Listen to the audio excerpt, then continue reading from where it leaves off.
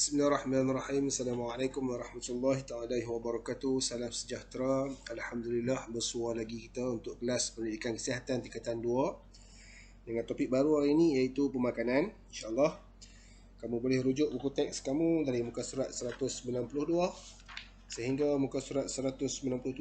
InsyaAllah apa yang cikgu cuba paparkan dalam slide ini semuanya adalah fakta-fakta yang cikgu dapatkan daripada buku teks. Cikgu harap kamu dah bersedia dengan buku teks, buku nota dan alat tulis kamu. InsyaAllah sebelum tu mari kita tengok apakah standard pembelajaran yang ingin kita capai dalam tajuk ini. Okey, baik. Standard pembelajaran yang ingin kita capai dalam tajuk ini, yang pertama membincangkan tentang keselamatan makanan dan kualiti makanan. Yang kedua, mengaplikasikan cara memilih makanan yang selamat dan berkualiti untuk mengelak keracunan dalam pemakanan harian. Dan yang ketiga, menilai makanan yang diambil berdasarkan keselamatan makanan dan kualiti makanan. Okey, mari kita tengok pengenalan dia. Okey, baik. Pemakanan sihat ialah proses pengambilan makanan yang berkualiti untuk mengekalkan kesihatan dan mengelakkan daripada sebarang penyakit. Makanan yang sihat ialah makanan yang berkualiti, seimbang, selamat, bersih dan segar untuk dimakan. Okey, dalam bab ni, dalam unit ini, kita akan memfokuskan aspek keselamatan dan kualiti makanan. Okey, jadi kalau nak dapat makanan yang baik, yang sihat untuk mengekalkan kesihatan, kita adalah kena mengamalkan pengambilan buah-buahan, kena kawal diet, okey, kena pastikan tempat memasak bersih, ruang makan yang selesa, semua tu kena ambil kira lah bila sebut tentang keselamatan makanan ni. Okey, mari kita tengok apa itu keselamatan makanan dan kualiti makanan. Okey, baik. Keselamatan makanan, okey, bermaksud makanan yang bersih dan bebas daripada bahan yang boleh mengancam kesihatan seperti kuman dan racun. Makanan yang selamat boleh mengelakkan kita daripada mengalami gejala keracunan makanan akibat daripada makanan yang tercemar dengan bakteria. Okey, Kementerian Kesihatan Malaysia telah menetapkan 5 proses dalam pengendalian makanan bagi memastikan makanan yang selamat merangkumi makanan yang belum atau sudah dimasak. Mari kita tengok apa itu 5 proses pengendalian makanan. Okey, baik, proses pengendalian makanan. Okey, yang pertama, memilih. Okey, pilih benda yang baik-baik lah, yang elok lah, yang bersih, okey, yang selamat untuk dimakan. Kemudian menyimpan, bagaimana cara kita nak menyimpan. Okey, menyedia, macam mana cara nak menyediakan makanan tu. Oh, terbalik ni, sepatutnya memasak dulu. Oh, cikgu bubuh menghidang, kemudian baru memasak, terbalik. Sepatutnya memasak dulu, kemudian baru menghidang. Mana boleh menghidang, masak dulu. Tapi tak apalah, kamu boleh rujuk dalam buku teks kamu tu. Sepatutnya yang keempat tu adalah memasak, kemudian baru menghidang. Ini adalah 5 proses yang telah ditetapkan oleh Kementerian Kesihatan dalam pengendalian makanan. Cikgu rasa kamu boleh tengoklah di Dewan Makan, di Dewan Makan di sekolah kita, macam mana proses penyediaan makanan untuk kamu tu. Kalau kamu pernah tengoklah, kalau kamu berkesempatan untuk tengoklah, cuba ambil peluang untuk tengok macam mana. Kalau di kedai makan pun sama jugalah. Semuanya standard dia memang kena sama. Semuanya yang telah ditetapkan oleh Kementerian Kesihatan supaya dapat menghasilkan kualiti makanan yang baik. Apa itu kualiti makanan? Okey, baik. Kualiti makanan ialah makanan yang mampu memberikan kesan yang baik kepada pengguna, seperti makanan yang segar, bersih dan memberi nutrien yang berkhasiat. Pengambilan makanan yang berkualiti akan memastikan kita mendapat nutrien yang diperlukan oleh tubuh badan.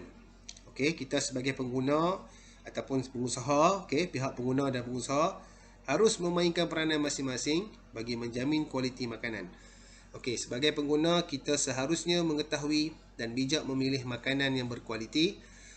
Sementara itu, pihak pengeluar, pengilang dan penyedia makanan pula perlu mematuhi standard kualiti makanan seperti yang telah ditetapkan oleh pihak berkuasa. Okey, kita pengguna, kita berhaklah pilih kedai mana kita nak masuk, makan apa yang kita nak makan. Kita kena tahu makanan tu berisiko ke tak berisiko. Kalau kita makan benda tu boleh mendatangkan mudarat ke, boleh mendatangkan kebaikan ke, boleh memberikan manfaat ke. Bukan makanan je. Sebab tu kalau kamu tengok ubat-ubat ke, suplemen ke, makanan-makanan tambahan ke, semuanya perlu ada kebenaran ataupun kelulusan daripada Kementerian Kesihatan Malaysia. Ini salah satu langkah lah pengawalan daripada berlakunya penyakit-penyakit yang boleh mendatangkan mudarat kepada manusia. Okey, bagaimana kita nak memilih makanan atau minuman yang selamat? Okey, baik. Yang pertama, melihat keadaan luar bungkusan. Okey, elok membeli makanan atau minuman di dalam bungkusan yang telah koyak, kembung, bocor, retak, pecah, kemik, karat atau penutup terbuka dan bungkusan yang telah berubah warna. Yang ni tengok dengan mata lah. Kan? Boleh nampak kan? Kamu kalau ayat kotak yang kemik pun kamu tak mau terima kan kat orang makan kan? Jadi kena tengok lah. Okey, yang kedua, tempat penyimpanan yang sesuai. Mengelakkan penyimpanan makanan atau minuman di tempat yang panas atau terdedah kepada cahaya atau persekitaran. Benda yang dah buka, yang dah minum, yang dah makan, kita kena simpan dia di tempat yang sesuai. Selalunya orang buh kat mana? Orang buh dalam peti ais lah. Okey, tempat yang dingin. Yang ketiga, gunakan deria. Lihat bau dan rasa semasa memilih makanan atau minuman. Tengoklah, sebenarnya kita tengok. Kalau di kedai ni mana boleh rasa, main suka-suka nak rasa tak boleh lah. Di rumah kita tak apalah kan. Kalau di kedai kita lihat, kita boleh bau. Okey, kita tengok bau dah. Kita nak tahu benda basi senang je. Kalau tengok dah berbuih tu, dah tukar warna tu, kita boleh tahu dah makanan tu rosak kan. Sebenarnya kalau bau yang masam, bau busuk tu, sebenarnya makanan tu dah rosak lah. Guna deria untuk memastikan makanan tu selamat ataupun tak selamat. Okey, yang keempat, baca tarikh luput. Okey. Jangan membeli makanan yang telah tamat tarikh luput. Tapi ada juga makanan yang tarikh luput dia belum sampai tapi makanan tu dah rosak. Kena tengoklah, mungkin ada sebab-sebab lain. Okey. Ini antara 4 cara bagaimana kita nak memilih makanan atau minuman yang selamat. Selain itu, satu lagi, kalau kita sebagai seorang Islam, kena tengoklah makanan yang kita nak pilih, nak makan, nak minum tu pastikan halal. Betul-betul halalan tayyiban. Kena pastikan benda tu halal, bersih, suci. Okey. Itu bagaimana nak memilih makanan atau minuman yang selamat. Okey. Okey, baik. Cara penyimpanan makanan yang sihat. Macam mana kita nak simpan makanan yang sihat? Yang pertama, okey, simpan makanan yang mudah rosak di dalam peti sejuk. Okey, macam sayur apa semua tu kan. Sayur, buah, ikan, ayam tu kena simpan tempat yang tempat yang sesuai lah, yang mana benda-benda tu boleh tahan lama. Okey, yang kedua, pastikan makanan mentah tidak diletak dan dibiarkan di atas lantai.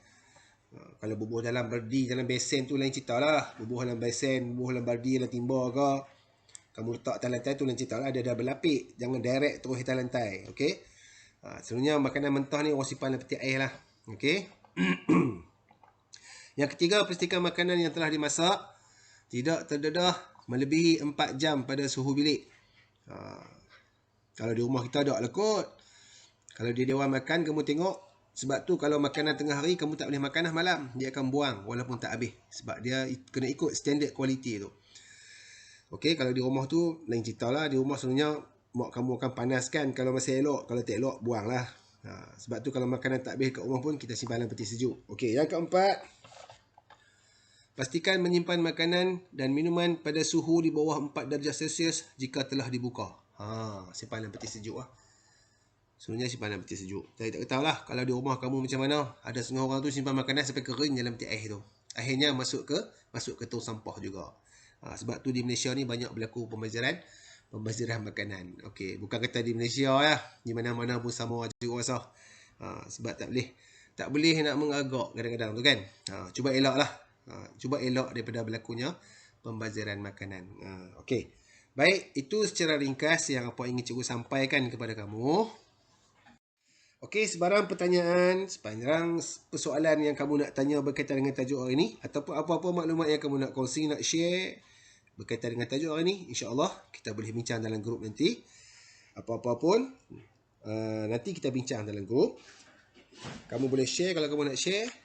InsyaAllah kita jumpa nanti dalam grup Sekian dulu, terima kasih. Assalamualaikum warahmatullahi taala wabarakatuh.